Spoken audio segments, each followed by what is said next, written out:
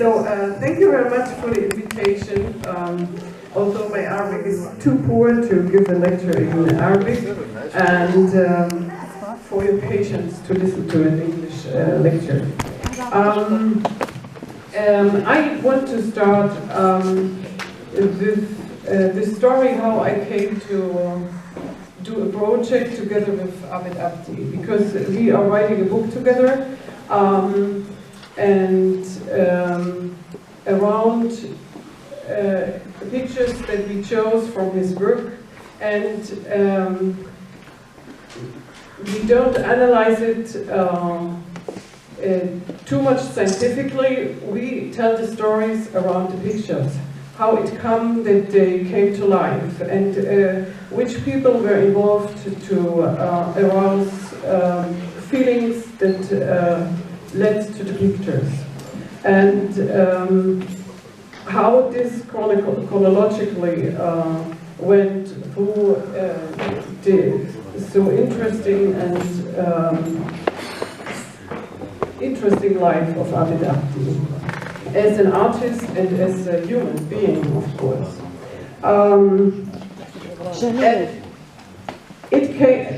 I came actually in 2014. I came the first time to not to Haifa, but to Haifa to visit Abdi, and it was not for the purpose to study his work. It was for the purpose that he is an important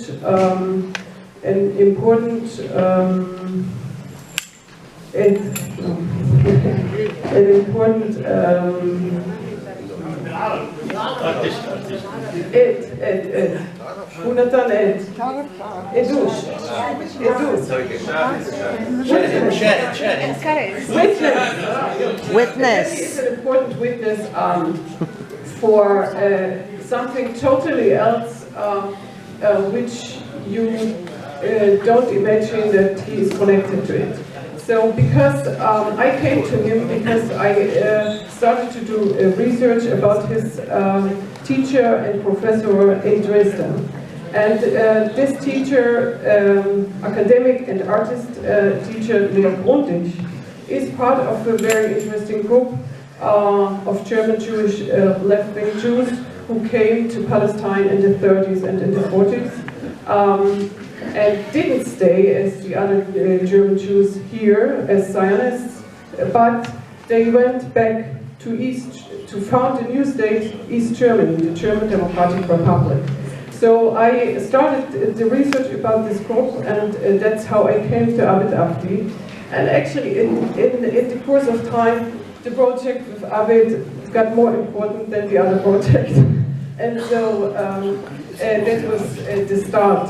I came here and we started to talk, and we talked like for 3 hours, and actually we never ended to talk to each other and to discuss like all the themes that we had in mind: art, politics, the Eastern Bloc, East Germany, Germany, Palestine, Palestinian experience before the foundation of the State of Israel, Palestinian experience after the foundation of Israel, and of course, again and again, his experiences before, after 48, when he needed to experience the Nakba, expulsion, and so on. And when he came back in 1951 to Haifa,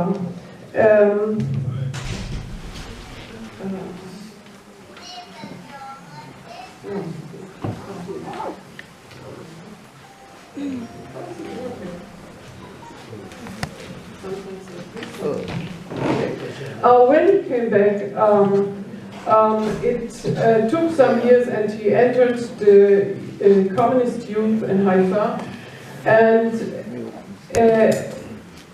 he got to know, Abdi got to know, of course, a lot of new people, and among them, the friends of Leah Grundig, who had stayed in Haifa, and in Atlit, Haifa and Tel Aviv, 8 years, his teacher from Dresden, and through the friends of her, and probably you know the names, Mordechai Abi Shaul and Wolfgang Ehrlich, both important leaders of the Communist Party, they decided to send Abdi because he was so talented to study in East Germany.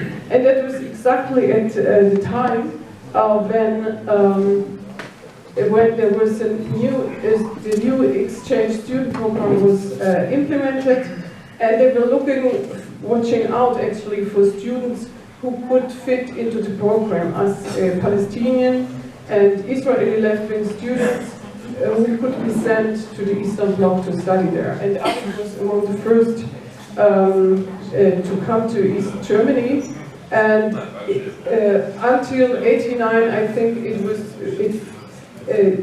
there were 4,000 students who follow Abdi to study only in East Germany. I didn't talk about the Soviet Union, about Bulgaria, Hungary, and so on.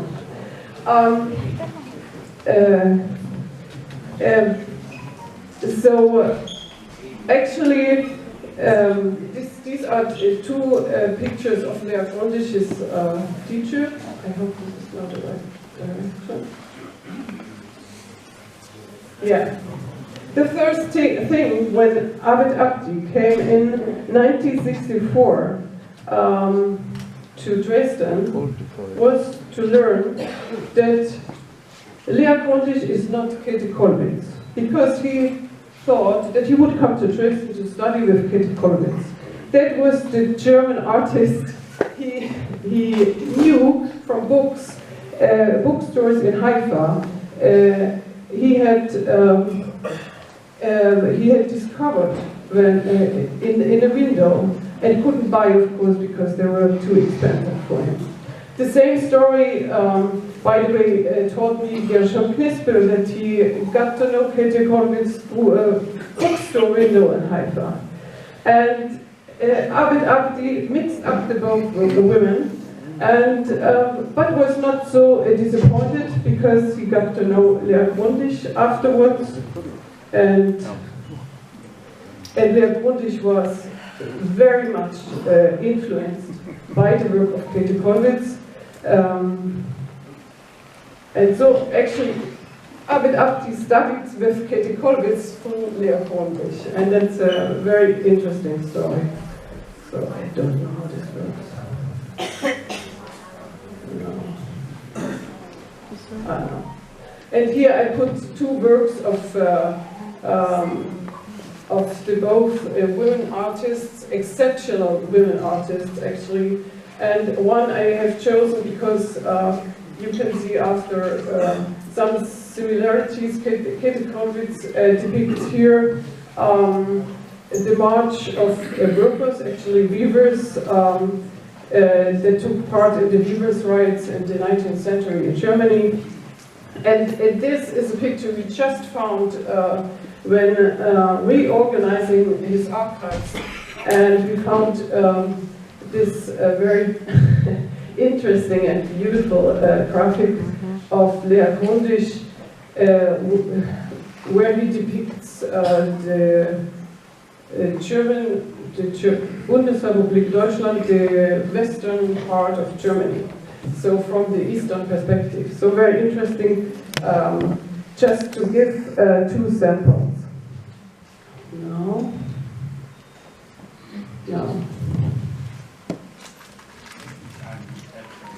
Lea Grundisch, when Abdi came to Dresden,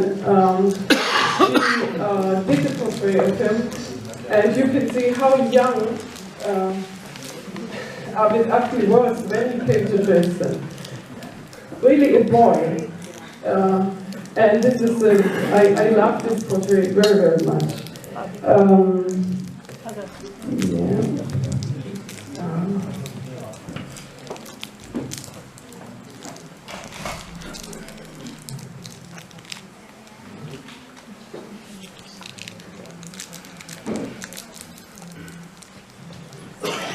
Abdi, when we talked about the topic being an artist or a political artist, he told me that he was not from the beginning a political artist. he wanted to be just fulfill the desire to express what he saw in his environment and to find an artistic language to express what he saw. And this is very similar to what Mahmoud Darwish writes about his poetry, and I put it in English. You know it better in Arabic. I quote it. I sit in my house, he said, Mahmoud Darwish, and see in front of the window a tank. That is how politics comes to me. On the back of a tank, the tree under which I seek shadow is cleared the next day. It is politics that clears the tree. Between sword and blood, I have not possibility to remain neutral. And the same.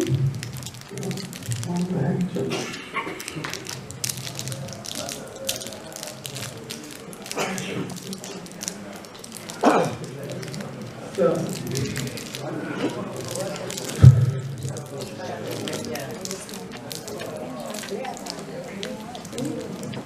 Are you?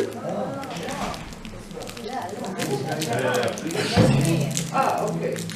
And Abdi and Mahmoud Darwish, as is very known, were close friends back then, before he went to East Germany and before Mahmoud Darwish left Palestine.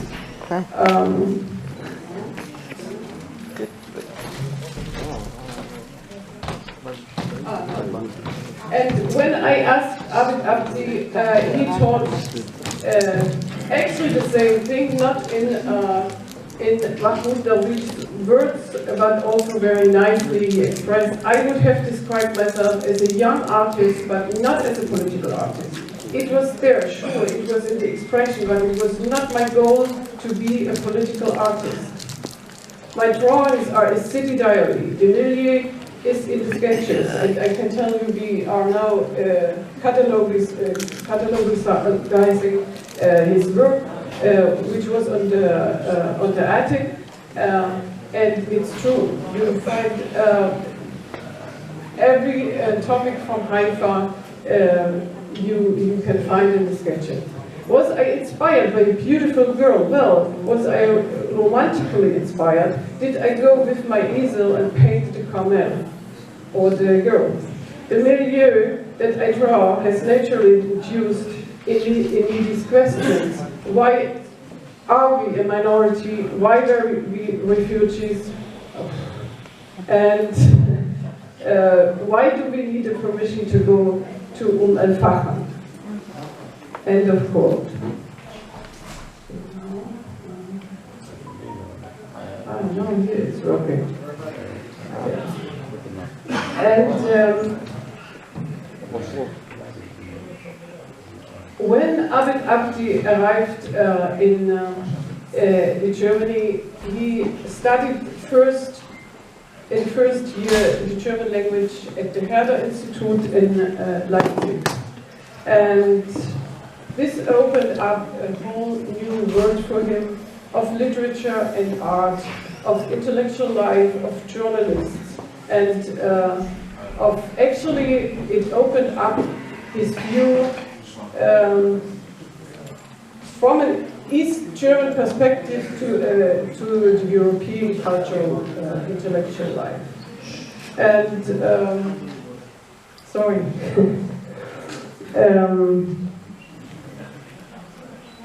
He fell in love with writers, with German writers, with German literature. Wolfgang Goethe, Kurt Tucholsky, Heinrich Heine, and again Bertolt Brecht. It was, although we have now found evidence of very early depictions of refugees in Abdi's work, and this is one example from '61 that he started to try to find a language to express his memories.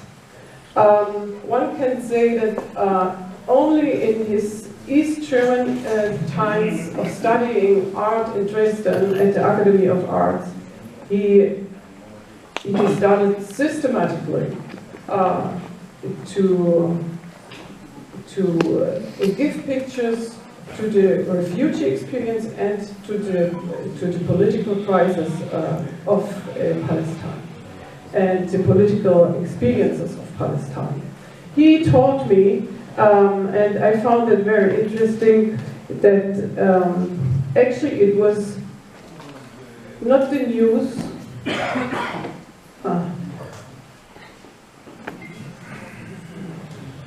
It was not the news, but it was a poem of Bertolt Brecht that really triggered him to search for pictures for his Nakba experience. And he found the poem, probably some of you know it, the poem Children's Crusade 1939. This is a tragic poem about a group of children. It's taking place in Poland of the World War II. And these kids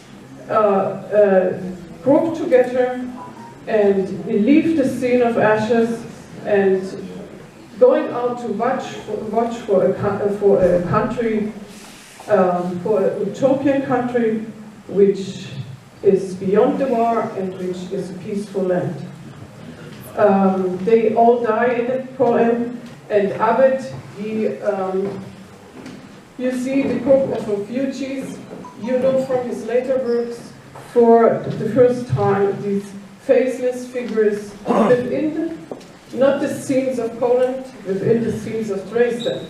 You see behind the churches of the silhouette of Dresden, Abdi could see from his window when he was working in the studio.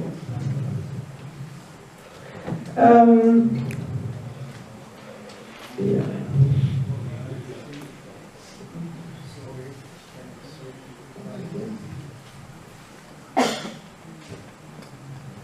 And Abdi says about this graphic and the song. He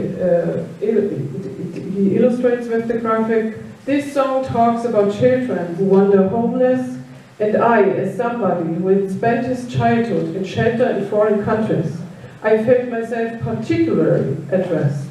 The picture was for me so as if I would have been brought to the motives of my childhood. Through this encounter with German art, German history, and let's say texts. And I also felt as if I would be in the picture myself, as if I would have been in this situation.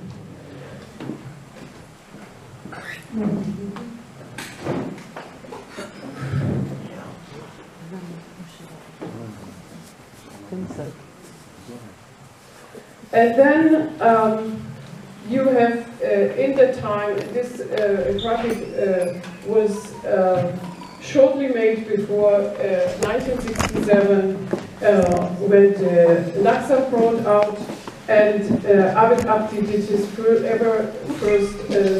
cycle of the Palestinian experience. And this is one sample from one woodcut from the 6th day war from the Nakba cycle. And he started to work on it. He started to work on not illustrations of political matter. He started to illustrate real events in politics. And this is actually this is a very important step in his career, that he really started to follow with his artwork the news. And you can follow up to date his work. Every work connects to something, or in memory, or to the news at the same day.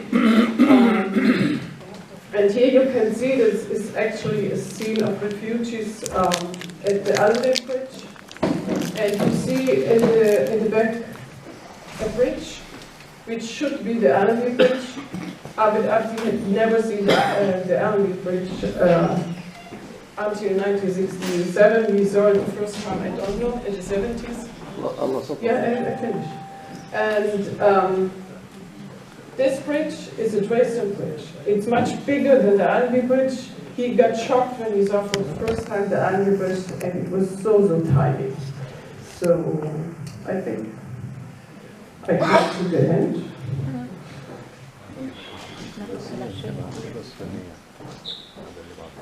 Yeah, and also this famous depiction of the refugee experience originates from the Dresden Times, and this, you are all familiar with this